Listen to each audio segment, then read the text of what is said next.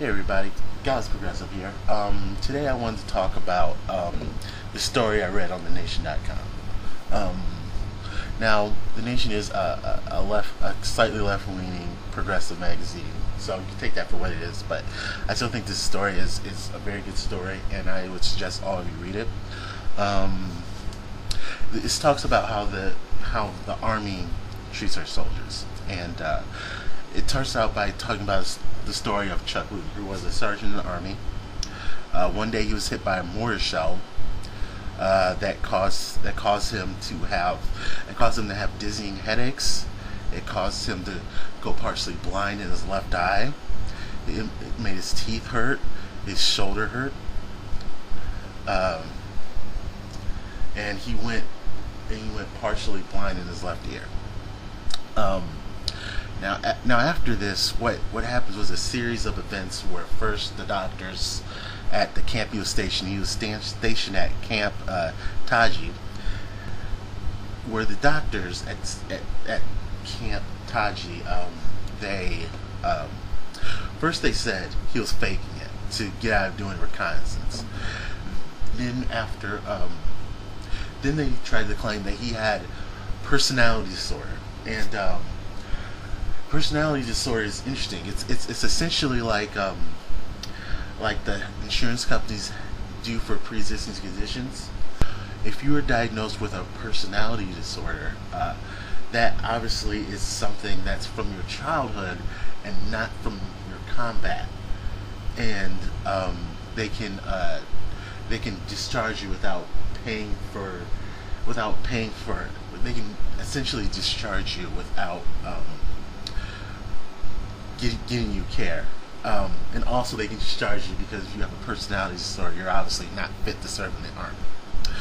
Now, in Chuck Luther's case, he had eight psychological screenings before he even got in the army. So it was kind of weird that he said he was in the army. So he obviously said, "Well, I don't have a personality disorder." So what they did was they locked him up in a 6x8 cage, in a 6x8 cell with one mattress, and kept him there for over a month. They used sleep deprivation tactics on him, where they shined light into his room, and they played heavy metal music, they played heavy metal music to a guy who every time you talk has a ringing in his ear and it hurts.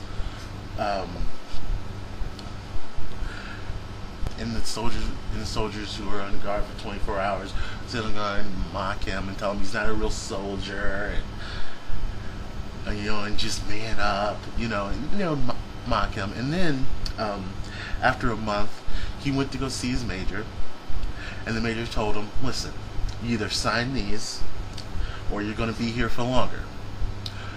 Now, in this article, the major claims that he wasn't trying to persuade him. He was just saying, if you want to get home, and he claimed that Chuck Luther wanted to go home, that this is the best way to do it. I mean, obviously we couldn't let him back in the army because he had been diagnosed with personality disorder, even though seems Chuck Luther doesn't have personality disorder.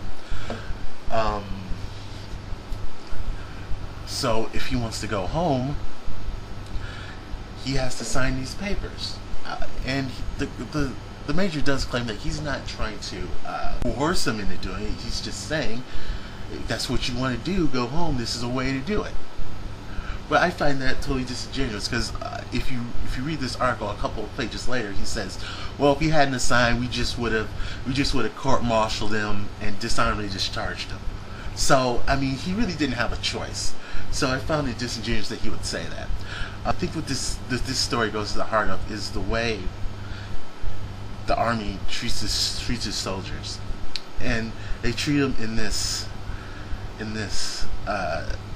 really heartless and callous way, where they just throw them out and don't really care. They just throw them out. It's like having a rusty old hammer. Okay, the hammer doesn't work, so I'll just throw it out and get a new hammer. It's kind of like that. They're like a thing. It's not like they're an actual person. They're a thing to them. And I'm going to link some other testimonies. There's a grand jury testimony. I'm going to link it out and ask everyone to read, where soldiers come and testify about how horrible how horrible they treat these guys. And I'll link another story I think I found on CNN about this. My general thoughts when I thought this, at first I thought it was disgusting. I mean, you can read some of the quotes from some of the doctors, and then you can read the Army general, and then you read the major, and some of the quotes are just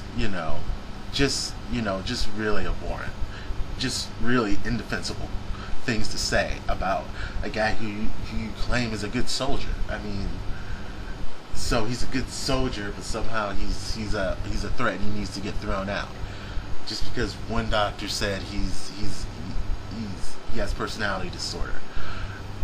And so this practice of doing this has been a long-standing issue in the Army, and I think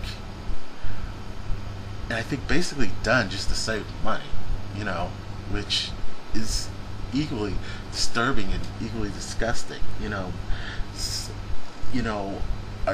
Why do they treat these soldiers like this? You ask these soldiers to give up, their essentially sacrifice their future with their family, any other potential careers, to go and fight in these wars, and then you treat them like shit on the bottom of your shoe. I mean, it's absolutely disgusting.